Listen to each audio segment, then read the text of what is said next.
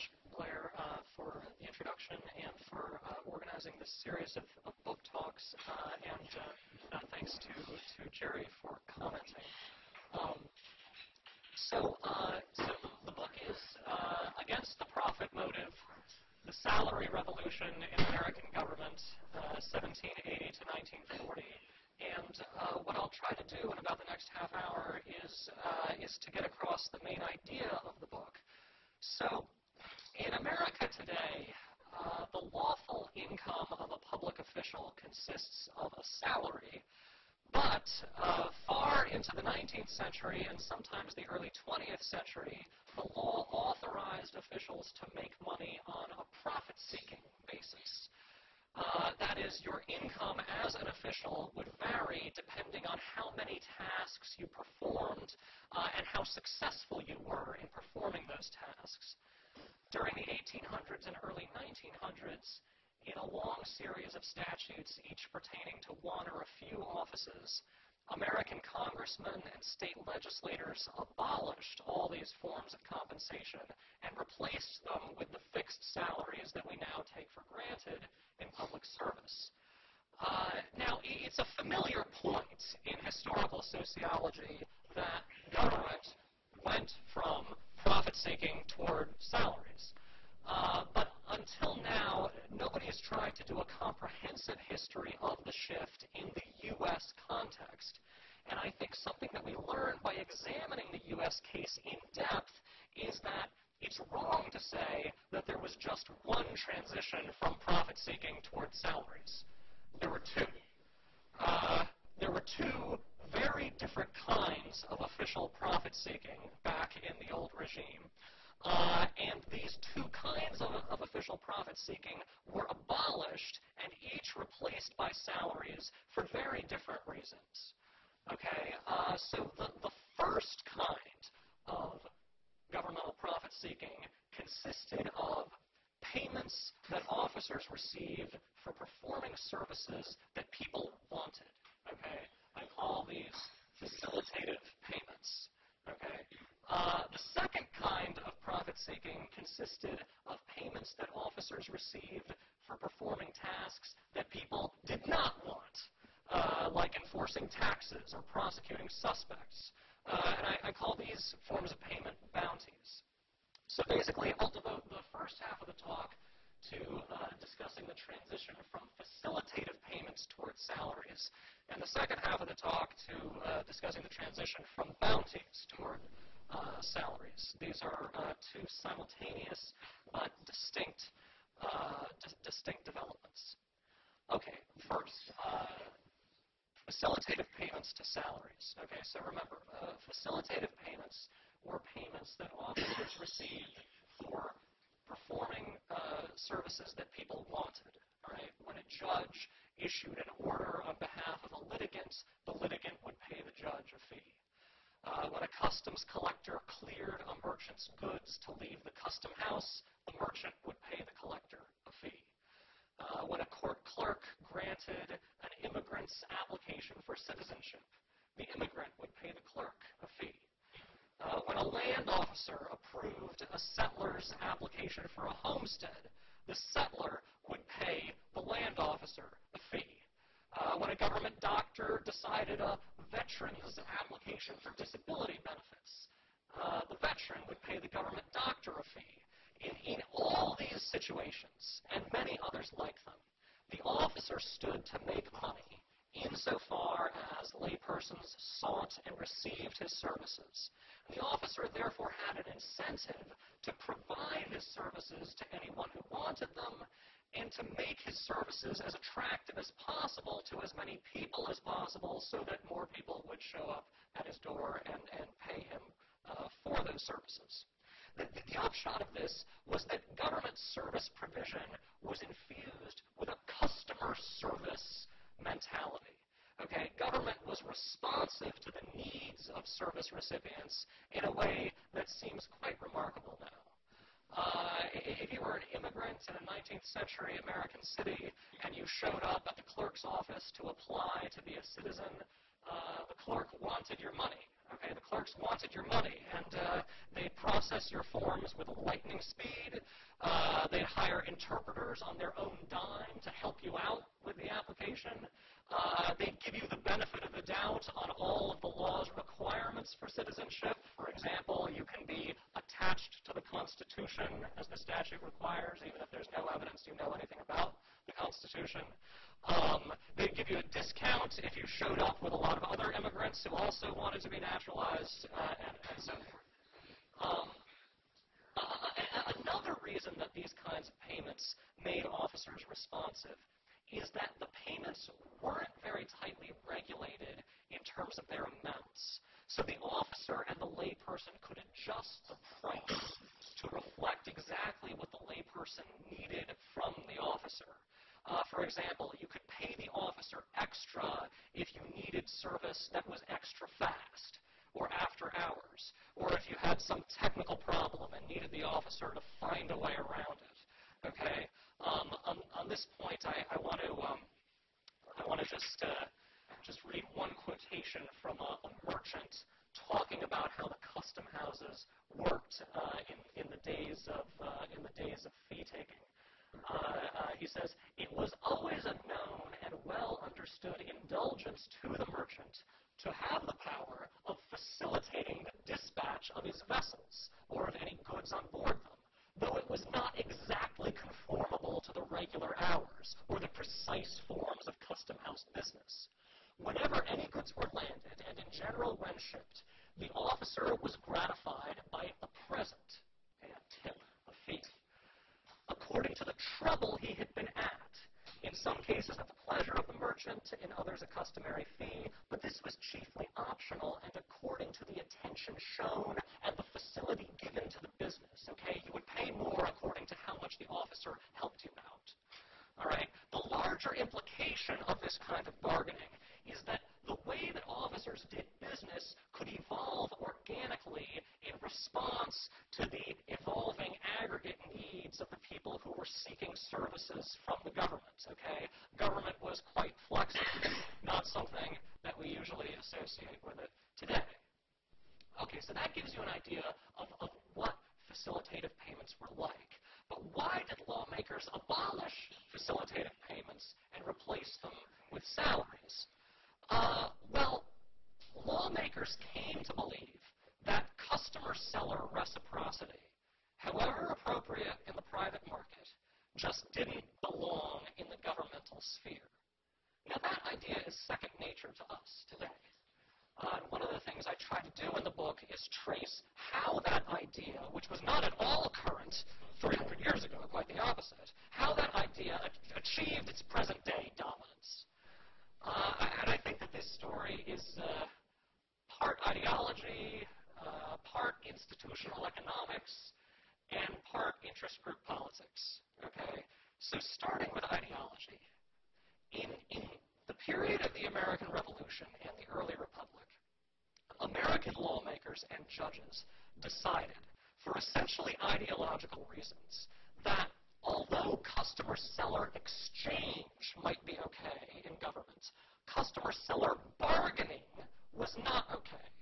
That is, it was okay to have laypersons pay fees to officers, and it was okay for officers to be motivated by the prospect of those fees. But the amount of each fee should be regulated by the legislature.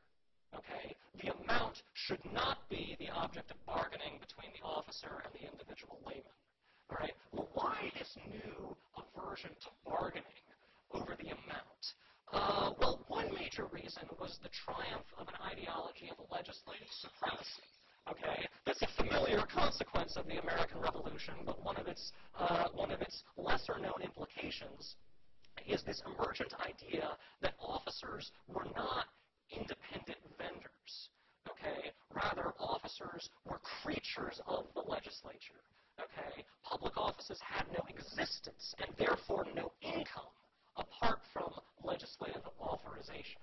Okay, that's completely automatic to us today. Every agency is the creation of a statute, but it was a new idea back then. Another major reason for this new aversion to bargaining was that many officers had monopolies monopolies over the services they provided. And this period, especially the early 1800s, was a high point of America's ideological aversion to monopoly. In the Jacksonian view, monopolies should ideally be abolished, or if that were impossible, they should be subjected to public control. Hence, this new principle, which becomes the conventional wisdom by the mid-1800s, that it was unlawful for an officer to take a fee for any service unless there was a legislative act that established and fixed the fee. Okay? If you go through 19th century American statute books, invariably the longest statute will be what's called the fee bill. Okay? And it'll be a list of lots of officers, and under each office, a series of services with a dollar and cents price attached to every single service. Okay? Now, the notion that every fee should be established and regulated by a legislative act sounded great as a matter of ideology. Okay? We're protecting against monopoly, we're vindicating the supremacy of the legislature, but as a practical matter, it's impossible to implement. Okay? It's just impossible. And this brings us to the part of the story that has to do with institutional economics. Think about any job that you've had in an office, especially a government office, if any of you have worked for the government. And now imagine that you need to write a list of all the tasks that you might have to perform in your job, and that every task has to be matched with a price that will reflect the importance of the task and the effort involved in it. And now imagine that that list can only go into effect if it is included in an act of Congress. Okay? And imagine that it can never be changed except by a later act of Congress. That's a problem. Okay? As any institutional economist will tell you, it's usually very difficult to write a list of all the tasks involved in a job, and the difficulty of a task will often vary from case to case. At the very least, writing that kind of list means you're going to want some mechanism to make midstream adjustments as circumstances change and new information comes in, but setting it in stone by enshrining it in a statute makes adjustments very cumbersome. Inevitably, the needs of service recipients and the practicalities of government office practice got way out of phase with these statutory lists of services and prices. Officers and service recipients reacted to this problem by continuing to bargain with each other, as they had always done for centuries, except that now these bargains were considered corrupt because they were inconsistent with the statutory fee lists that are supposed to be the only basis for lawful fee taking. Okay? And as there was a wider and wider perception of corruption being associated with fee taking, people started to think that so long as you let officers take fees under the statutory fee list, they're inevitably also going to take fees that are inconsistent with that list because the list is so clunky. Okay? So lawmakers began giving officers salaries and telling them they could never take any facilitative payments for anything. This flat prohibition was a crude but easily administered prophylactic against corruption as newly defined. Lastly, there was one final factor in the repudiation of facilitative payments, and this was interest group politics. Okay? Even if an office's services were sufficiently uniform and predictable that you could avoid the problems of clunky fee lists and corruption, there was still one other difficulty. Facilitative payments encouraged the officer to favor service recipients as a class. Okay? Fee-taking court clerks were generally pro-immigrant. Fee-taking government doctors were generally pro-veteran. Fee-taking land officers were generally pro-homesteader. This kind of favoritism is usually sustainable only if the customer class is the overwhelmingly dominant interest group in the legislature. Okay? If additional groups with interests adverse to the customer class coalesce legislative arena, those new groups will try to get the officers converted to salaries so that the officers will lose the incentive to favor the customer class. I think the reason that facilitative payments survived as long as they did in so many areas of American governance is that compared with today, 19th century American government had more areas of policy that were dominated by one interest group. Okay, this is what scholars of American political development mean when they say that 19th century American government had a greater element of distributive politics than does today's government. As scholars of APD have also emphasized, American politics became more sophisticated and more organized in the early 20th century and saw the formation of new organized political movements to speak for interests that had previously been diffuse and voiceless. Okay, so for example, the triumph of the nativist movement in the early 20th century led to salaries for naturalization officers, and these salaried officers were much less friendly to immigrants than the fee takers had been. Also, the rise of the conservation movement led to salaries for public land officers, and these new salaried officers were, again, a lot less friendly to settlers than the old fee-taking officers had been. To generalize from these and other examples, one might say that customer service is too simple a paradigm, too one-dimensional a paradigm for the multidimensionality and rivalry of modern interest group politics. Okay, so that's all I have to say about the transition from facilitative payments to salaries. I'm going to move on now for the second half of the talk to discuss the transition from bounties to salaries. Remember, bounties are payments that officers received for performing tasks that people did not want. Okay, people did not want to pay taxes. Tax investigators were paid a percentage of the evasions they discovered or a percentage of the forfeitures they imposed. People did not want to be arrested. Policemen and marshals were paid a fee for every arrest. People did not want to be criminally prosecuted. Prosecutors in most states and at the federal level were paid a fee for every conviction they won.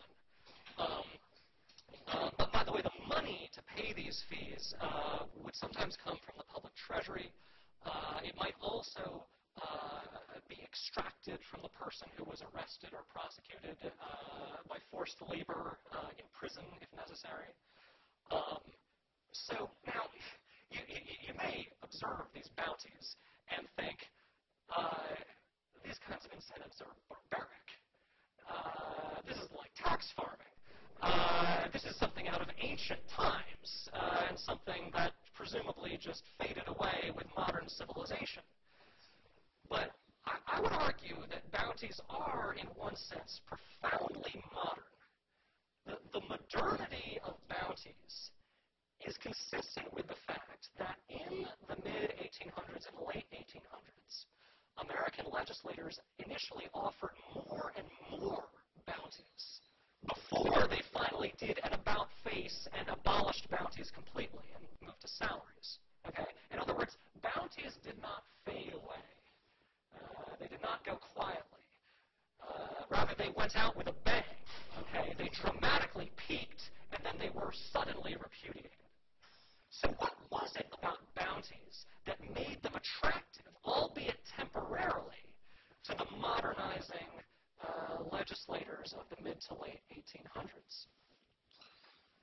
Well, if you look at law enforcement in America before the mid-1800s, okay, law enforcement back in colonial America and the early republic, you'll see that most law enforcers were not paid bounties and were not paid salaries either. Typically, they weren't paid anything at all, or they were paid so little that money doesn't explain why they did their jobs. This was true of justices of the peace, constables, town tax assessors, grand jurors, etc. For officers like these, their motivation arose from the fact that they each lived in a relatively small, homogeneous community, and serving in an office was simply something you did as a member of that community. And it wasn't that big of a deal, since most every office was part-time, and you normally served only for a short term until one of your neighbors took over for you, and then you went back to being just another member of the community. This meant that even while you were serving as an officer, you always thought of yourself as a member of the community first and an officer second. Now, this model of law enforcement worked fine when the laws to be enforced were supported by a relatively broad consensus within the community, so that enforcement only had to be carried out against your occasional deviants. In other words, the model worked so long as government refrained from making demands that were out of phase with local community expectations. And an interesting side point is that this model worked pretty well even for the early federal government. Since the federal government's usual strategy in its early years was to get local communities on its side, okay? Early federal government got almost all its revenue from the tariff. In every port along the coast, the Treasury Department, when choosing a customs collector, would select a man who was deeply enmeshed in the community of the merchants in that port, often by ties of business and blood. And they would select a man who could bend the law, who would bend the law to keep those merchants happy, since they were his friends and his relatives. And the expectation is that he would cajole them to pay some of the taxes they owed, if not all of them. And this worked fine, because the federal government, in its early days, wasn't asking for that much money, even officially. And by accepting loose administration, it was willing to settle for even less than it was officially asking for. But then, around the mid-1800s, things changed. Legislators started to make much more ambitious and intrusive demands that clashed with the expectations of numerous local communities much more frequently than they had ever done before. Okay? This happened at the federal level with the extremely high tariffs that were permanently put in place initially to finance the Civil War and then kept in place as part of protectionist policy. Also happened with the advent of permanent federal internal taxes on liquor and tobacco that again began with the Civil War and remained in place thereafter. This new trend in legislation also happened at the state level and in big city governments, with skyrocketing property taxes in the 1860s and later to pay for new initiatives in public health, schooling, and other areas. It also happened with morals regulation, okay? Things like liquor and gambling had always been subject to loose local regulation, but it's only in the mid-1800s that state legislatures begin trying to prohibit alcohol and gambling entirely, which was a very radical measure and extremely unpopular in large parts of every jurisdiction that tried it. When legislators made these new ambitious demands, they encountered an enormous problem. The traditional kinds of law enforcement officers, who were essentially community members motivated by community sentiment, would not enforce these new laws. The demands were too new and too much uncoupled from the sentiments of their community and from everyday morality. Hence, the attraction of bounties. Okay? Think about it. If you want an officer to enforce novel legislation while living and working in a town where many and perhaps most of the people consider the legislation to be intrusive, unreasonable, outrageous, odious, and perhaps an attack on their way of life, you're going to need to provide that officer with some kind of extrinsic motivation. Okay?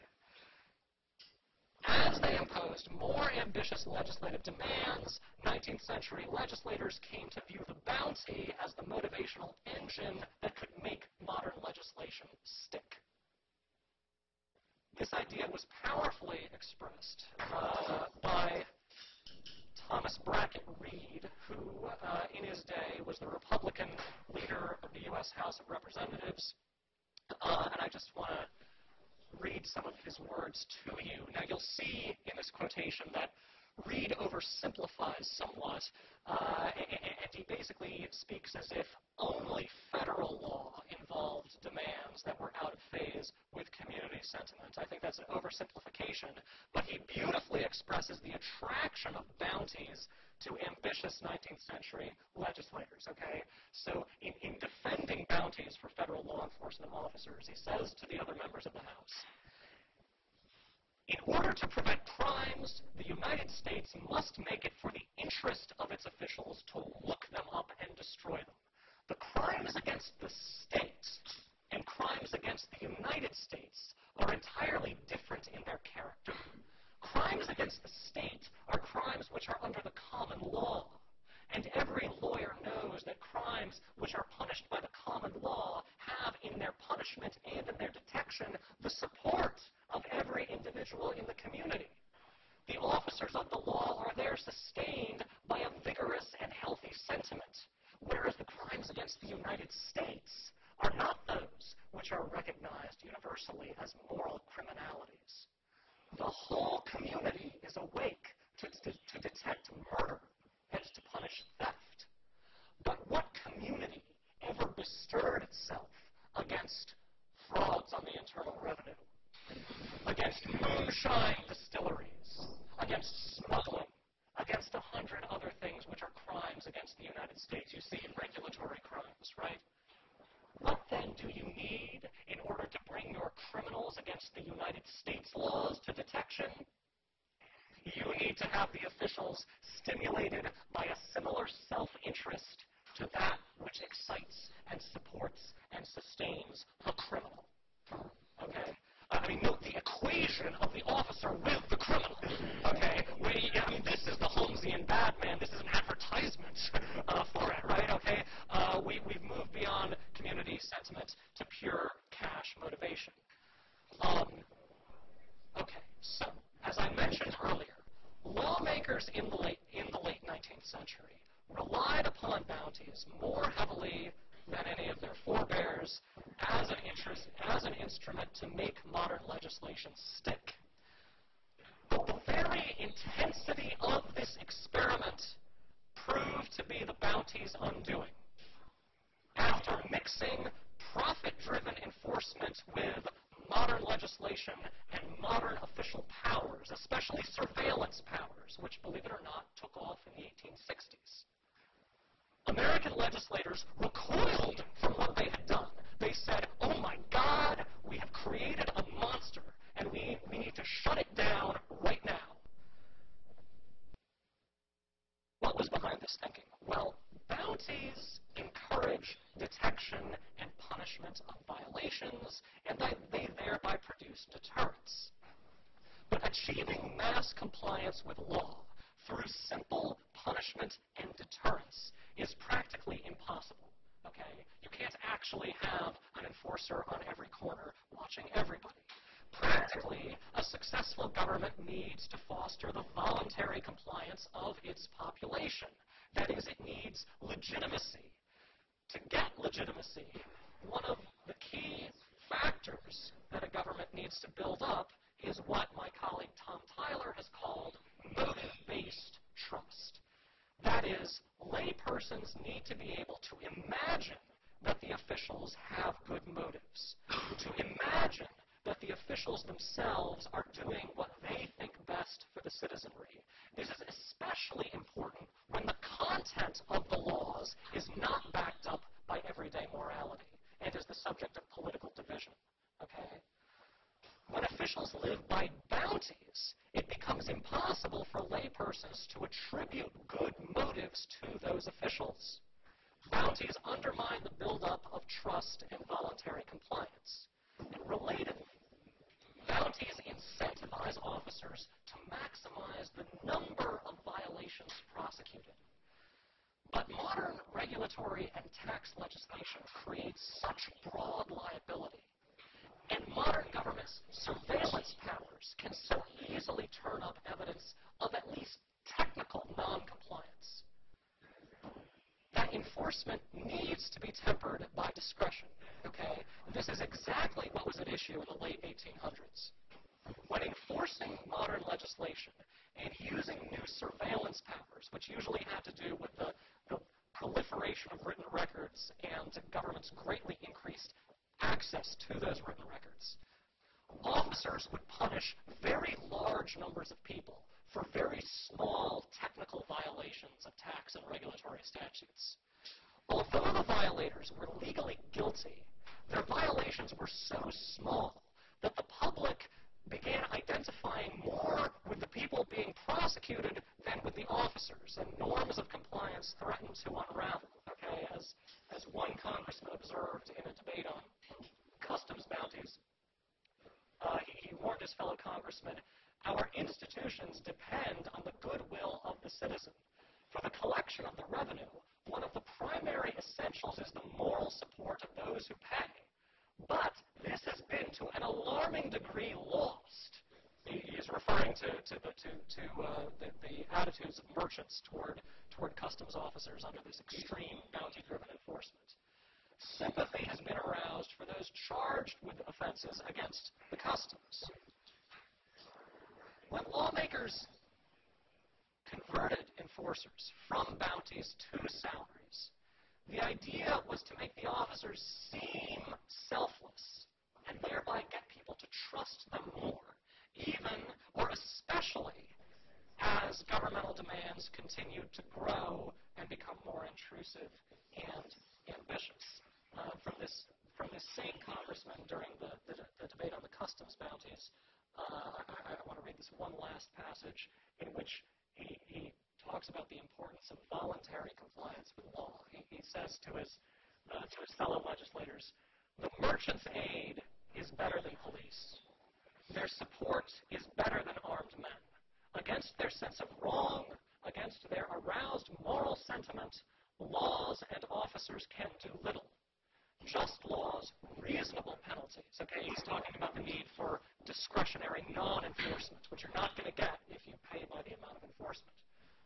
Reasonable penalties, humane enforcement, enlist the conscience, the interest, the active support of those who are affected. If we retain the processes, the spirit, the harsh severity of barbaric ages in laws and administration, we must expect the restiveness, the attempts at fraud, the moral resistance which extreme measures always invite. Okay, I would sum up by saying the purpose of the salary, insofar as it replaced the bounty, was the legitimation of power. Okay, so that lays out sort of the two arguments in the book, and I'll turn it over to you.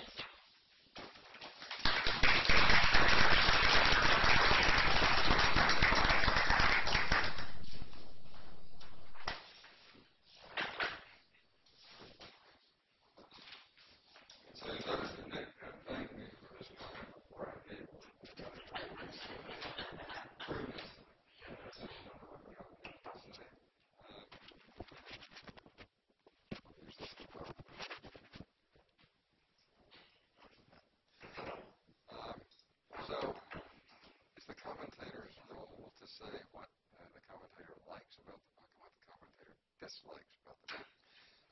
Much easier to do the first than to do the second. There are many things to like about this book, not the least of which is that this is a book that avoids virtually all of the usual trade-offs that one, as a writer of such epistles, is required to make. There's a trade-off between empiricism and theory. The more you emphasize facts, the less you're likely to treat the theoretical integration of those facts. There's a trade-off between data and interpretation. If you are of the mind to produce data through graphs and charts and the like, you're likely not to be found in anthropology departments and do interpretive work. There's a trade-off between thick description of what's going on in society on the ground and institutions, particularly in a study of governance. There's a trade-off between narrow disciplinarianism, that is, appeal to people who are in the same discipline, who understand the technical language of that discipline, who understand the integrity or lack of it of particular forms of argument and data analysis, and appealing to a broader public in which you're likely to be required to engage in certain forms of broad speculative analysis and generalization not backed up by the sorts of disciplinary requirements that would bore the general reader. There's a trade-off between treating history, or indeed the description of any development in American or any other government, in terms of ideas and people, as against material conditions, ideology. And all of those trade-offs tend to infect virtually any volume that you pick up. Not this one. This has everything. This has everything. There are ideas. There's thick description. There is unbelievable attention to alternative explanations to the one that the author is giving. There's an integrity here which is found not just in the 200 pages of footnotes that demonstrate unbelievable industry in ferreting out the data upon which the book is based. But more importantly, on treating seriously, by which I mean giving the best arguments possible for other interpretations of that data and then explaining why Nick's interpretation is better. As you heard, Nick presenting earlier, he gives explanations which are not simple and straightforward. Events occur because of multiple causes, not single ones. Ideology figures in, industrial organization or institutional economics figures in, material conditions figure in, interest group politics figures in. All of those things are brought to bear in the story that Nick's telling. And for that reason, one tends to believe it. That is, simple-minded stories are not what's going on here. What we're getting is an explanation which tends to be persuasive by the sheer relentlessness of the multiple perspectives that are brought to bear on it. And so we get, conceptual breakthroughs of a sort. One may think that the simple labeling of things as facilitated payments versus bounties was an easy move. Not so. Obvious once Nick says it, but it's not there elsewhere. There are hints of this in the literature on corruption, but not certainly in the historical literature or in most of the literature having to do with American political development, for sure. A second thing that's important to note about this book is this is a major contribution to the understanding of American government. Nick's story is a story that takes on big competitors. Max Weber is not a little guy. And Nick's story is a story that says, look, this is not some failed Liberian experiment in which American government sought to model itself on European models of the state, in which the rationalization of law included bureaucratic hierarchy, the salarization of officials, and making careers in the bureaucracy, not all of which we ever accomplished. This is a separate story. This is a story which emphasizes specific political commitments in the United States, along with the material conditions and necessities of administration that make up a particular institutional form. This is, in some sense, the familiar story of American exceptionalism. But it's not American exceptionalism in the sense of celebrating American government as special because exceptional, but simply as different, as having arisen in materially different conditions. And legislation comes before administration. Democracy antedates bureaucracy rather than the European model in which those roles are reversed. So that what we have is a story about American political development here, which reveals a state which is not bumbling and failing in the sense of failing to live up to European rationalistic models, and in fact is making its own way in a very different territory, a much wider scope of geography, and strange necessities with respect to the settlement of the country and the promotion of industry. So it's a very special story which treats America not necessarily as something to be celebrated because exceptional, but simply as exceptional in the sense that a strong state is being built on a model that's different from what we think of as strong states. It is, to that degree also taking on another non-pygmy, Hegel, right, who said that you can't find American government. It doesn't exist. Not true. Next story. So, I think this is a terrific book. It's one that will, in a sense, change the conversation about American political development. It's part of a reemergence of a form of analysis in American political development, which takes seriously the unique posture of American political development, rather than comparing it continuously as a somewhat failed model. And to that extent, it has forerunners, but this is a major contribution to that literature. So, what are my disappointments in this book? This is harder. My disappointments in this book are extremely modest. I suppose that the major disappointment, and when one talks about somebody else's book, the disappointments are always the book that you would have had them write rather than the book that they did write. And I suppose my one disappointment in this book is the failure to take up in the mercifully brief concluding chapter a theme that Nick introduces, and that is, what's the meaning of this study for contemporary American governance, for things like the new governance movement? And my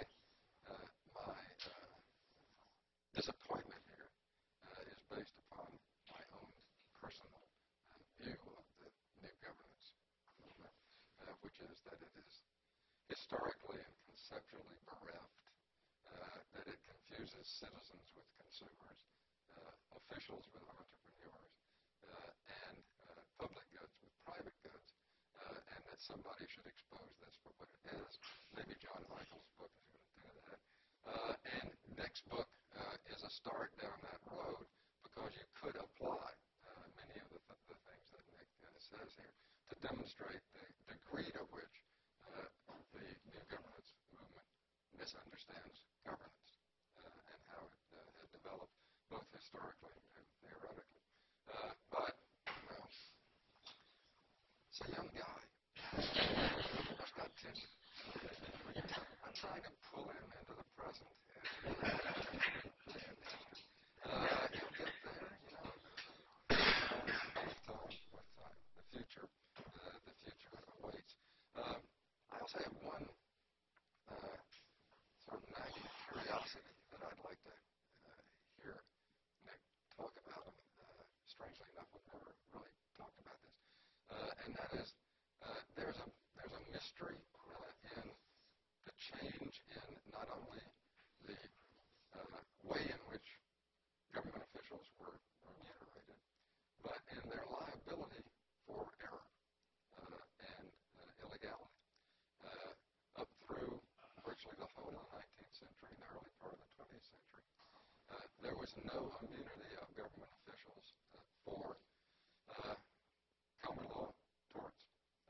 And it was a defense that you were carrying out your legal authority. But if you had misinterpreted your legal authority or misunderstood the facts, that is, if you had made an error, you could be held liable.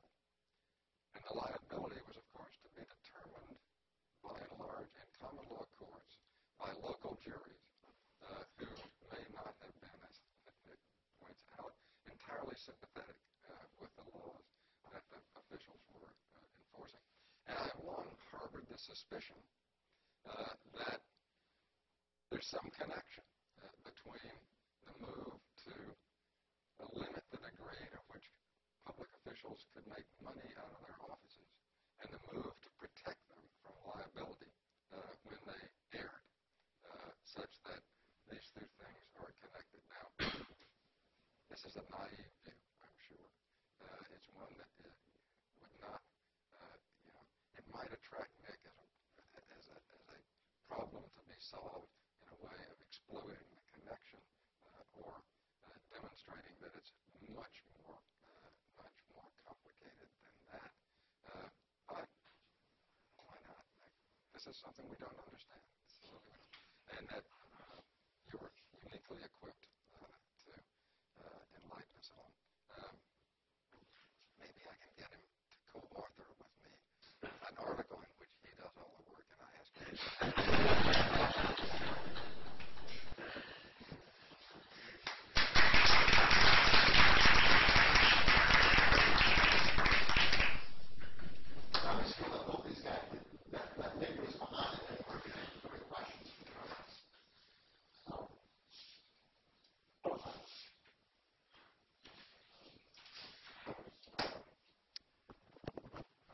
I do briefly want to respond to Jerry's very important question about whether there might be some connection between the long-run conversion of officials to salaries and the long-run insulation of officials for liability for their acts. I mean, it is absolutely true that over the long run, officials ceased to be upside residual claimants, and they also ceased to be downside residual claimants. I mean, to a student of institutional economics, it's hard to believe that there isn't some connection there. I mean, and in fact, I thought when I started writing the book that there would be some easily verifiable connection. I will say this: in general, the conversion of officials to salaries occurred by way of a series of individual statutes, and I don't think I've seen in those statutes a coupling of salarization with insulation from liability. The difficulty is that although these two trends occurred at the same time, salarization occurred largely through legislation, while insulation from liability occurred at least in part through judicial decision-making, but also from what we can tell through changes in legislative practice with respect to private acts indemnifying officials, and then also changes in departmental practices, essentially administrative practices, about indemnifying officials out of general appropriations. Now, it's entirely possible that these two sets of actors, who in the case of legislatures overlapped, you have the private claims committees and then the general, the more general legislature doing the substantive legislation on the salaries, that they were talking to each other and were aware of what each other were doing. I mean, it would be a difficult, a difficult hypothesis to sort of support or deny in the sources, but you could imagine it certainly being worth it, probably starting with some relatively specific case study or something like that. But please, I'm delighted, I'm sure Jerry's delighted to take any questions from our group here. Yes? Yeah, well, first, thank you for the very lengthy talk for the book. There's kind of elaborate on this. Yale bookstore will have 2 copies tomorrow. No copies right now. Or now over now about it. I mean, this is the hot stuff. We do have copies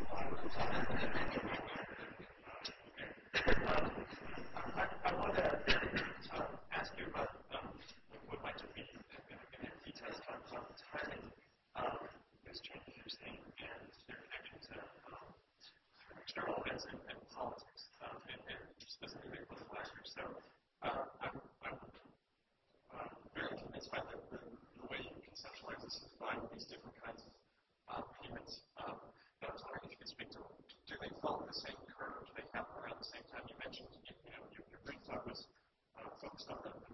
19th century where there's razor where the federal state expands and takes new powers. So I was wondering if there were these two changes were tied to that. And then what you see as those, if they're separated, which I suspect is probably the case, then how much is that tied to different things happening in different places? How much of this is that, parties that look for expanded state capability of the Republican Party, the Whig Party coming into power and maintaining power in different states and federal government, and how much of it is tied to state legislatures reacting to local conditions? I'm thinking particularly if it's the mid-19th century where this kind of swings around, that's the moment where American merchant shipping undergoes a really radical reorientation away from owning ships and immigration becomes really problematic for legislators in California and the West Coast regarding Chinese immigration. I think officers, these payments you're talking about there, are in fact the same people in some cases, right? It's the customs officers, where that alignment with class, customer class, and what they're doing, where they're getting paid, wouldn't seem to line up where, if they were going to invite strippers, those same customs officials are often doing inspections for income immigrants, which is different than the American courts are accounting up in a different part of the talk. So that's a long way of saying is, do these trends follow the same kind of curve, and how much of this is tied to very specific political actors? Is there a set of people doing certain things that we can tie this to? Well, so part of the question is to what extent can we tie this transformation to specific political actors, to the program of a specific political party, or something like that. And I think the interesting thing about that question is that, at least when we're talking about bounties, my sense is that you've got very broad coalitions for the abolition of bounties, at least at the federal level, because most of the aggressive use of federal power in this period was part of the Republican Party's program. So you got Democrats on board with abolishing the bounties because they were hoping that it would cause enforcers to back off somewhat. But then you also got very large numbers of Republicans on board because they had come to view bounties as counterproductive for their own program. There's a remarkable unanimity in the abolition, say, of customs bounties. You have free traders uniting with protectionists. This Ellis Roberts guy whom I quoted, who's talking about how he's terrified because we're losing the goodwill of the merchants, and if things unravel, then there'll be no compliance with the tariff. He's a protectionist. He's behind the tariff, and then there are these free traders who have been saying all along that the tariff inherently leads to oppression, and this is just an example of it that vindicates their view. So it's actually remarkably bipartisan. I should also say I think that's a reason why it has been ignored by historians so far. It's not like the bank war or something where it's some a partisan set piece of 19th century history. Kind of seems boring in the debates because everybody's agreeing with everybody else. But then there's this related question about periodization. The difficulty, the challenge of periodization with this subject is that there's no single focal piece of reform legislation. It's the opposite of civil service, in which there's the Pendleton Act of 1883 at the federal level, and then a series of state statutes, each modeled on the Pendleton Act over the succeeding 40 or 50 years. This appears to be a complete hodgepodge at first glance, although I would argue that there are underlying repeated themes and dynamics.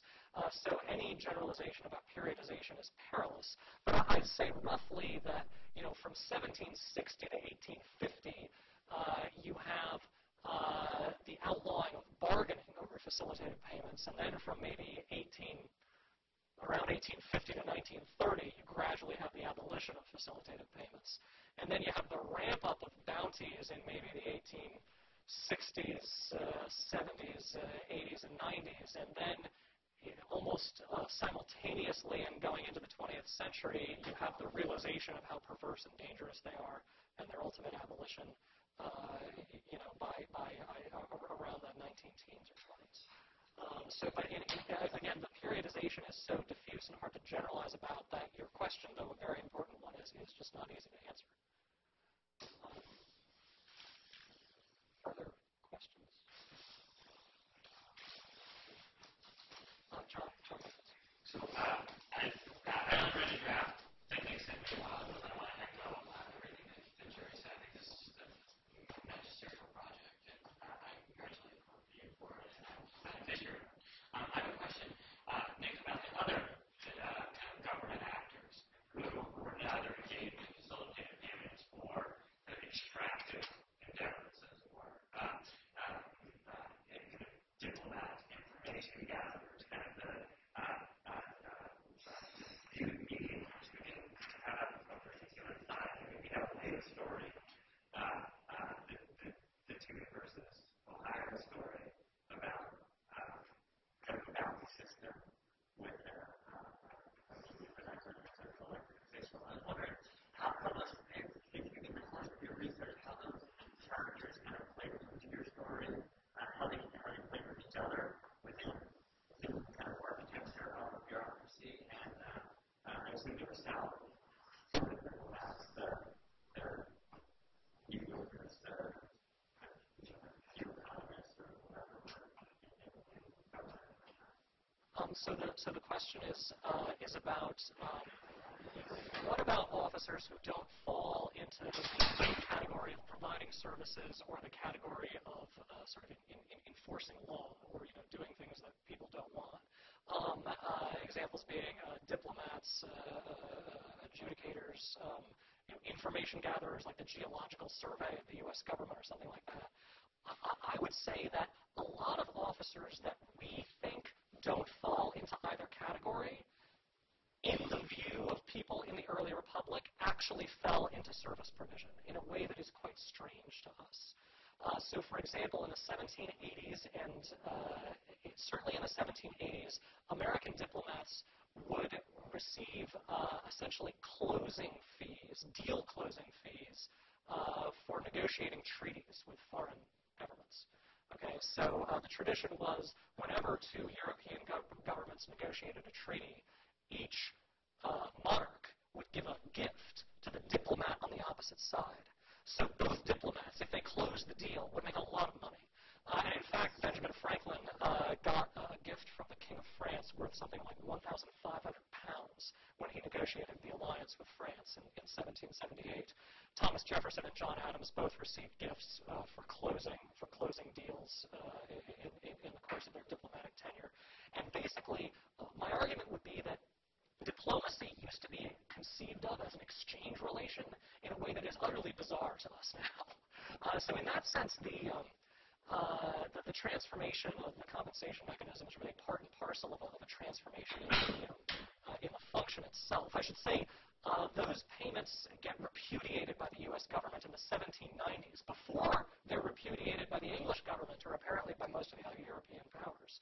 So the Americans developed this sort of less exchange-oriented, more sort of disinterested and distanced view of diplomacy before the Europeans do. But certainly, you absolutely can find officers like the people in the Geological Survey or people, or I think the lighthouse operators who just are on salary from the beginning. There was this sort of residual category of salaried officers from the start. I think they were not the norm initially. I don't think somebody in 1790 would have predicted that this was the way of the future. But yes, if you go back that far, you do find that these people are just sort of neutral with respect to the citizen. Yeah. Yes. What are the chances that somebody who happens to be studying Benjamin Franklin in the 1780s would be sitting in this audience? Yeah. Okay, so I am that person. And it's just really interesting to me. One of the reasons that I came over today, I just found out about this talk this afternoon, and I thought, oh, fascinating, and I know nothing about most of what you're talking about, except this. I know about Benjamin Franklin in the 1780s.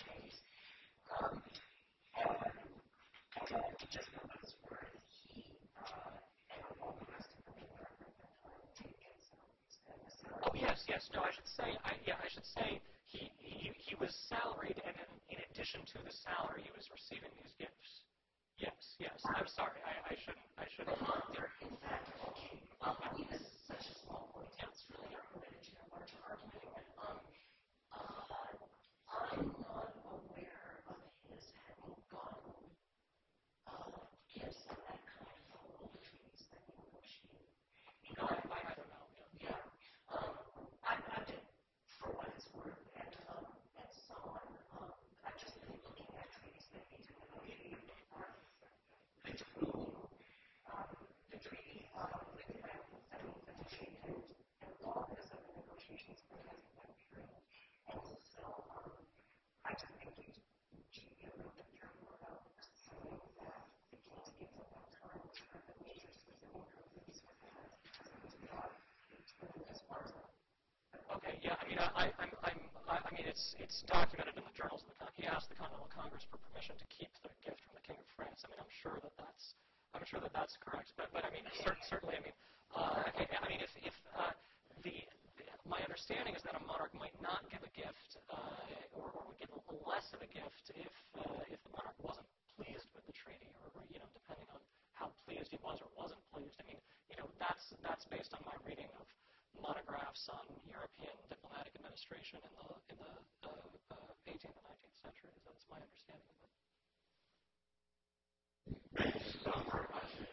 Sure. I know we're keeping people over time here. Yes. Yeah. So, Professor Michaels was asking about other officers. I thought you might start talking about military officers. I mean, I would imagine sort of the 19th century in the American state is partially a story about military expansion and certainly professionalized officer corps. You're not getting to anything that we see in the two world wars, but since part of your story is about how legislators are thinking about how to pay government officials and how to enforce government, both domestically, but it sounds like there's a foreign policy aspect too with the courts. I mean, are they thinking about military officers in the same way, or is this just kind of two trains running? They're on different tracks.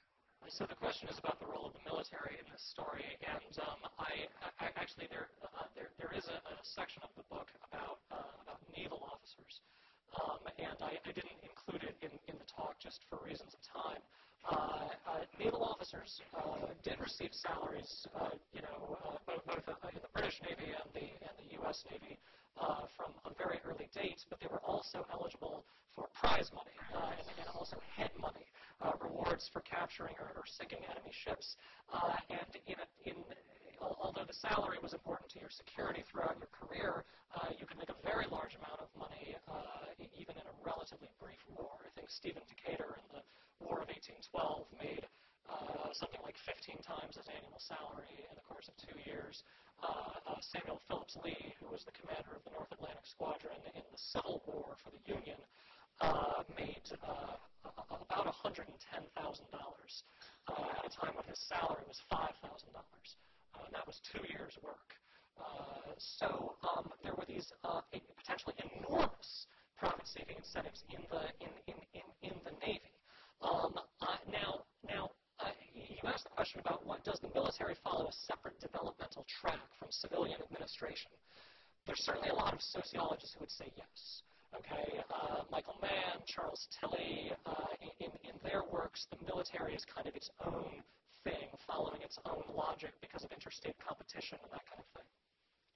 And I think there's some truth to that, and that the U.S. Navy would ultimately have converted and would have abolished prize money and thereby made the officers purely salaried officers for purely functionalist reasons eventually, as the British did.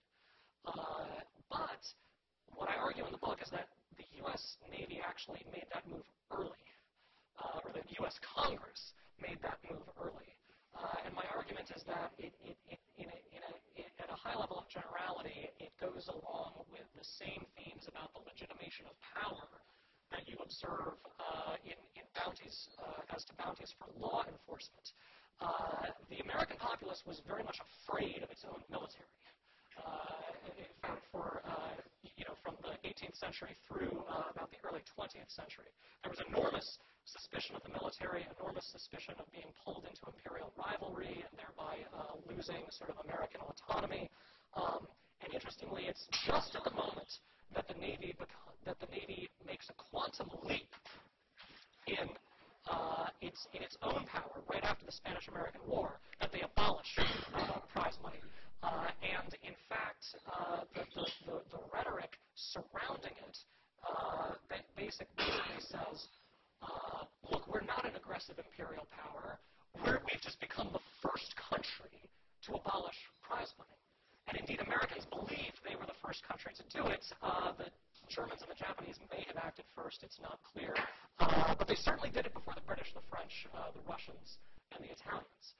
So the Americans were a trailblazer in that respect, taking the profit out of war. And I think it had something to do with the fact that Americans were afraid of what they were getting into with a very large military establishment that was quite foreign to the very decentralized sort of amateur military operations that they'd conducted throughout their history, and that they sought to legitimate it by making the institutions seem more selfless. Okay, so I guess we're over time. Thank you all for coming.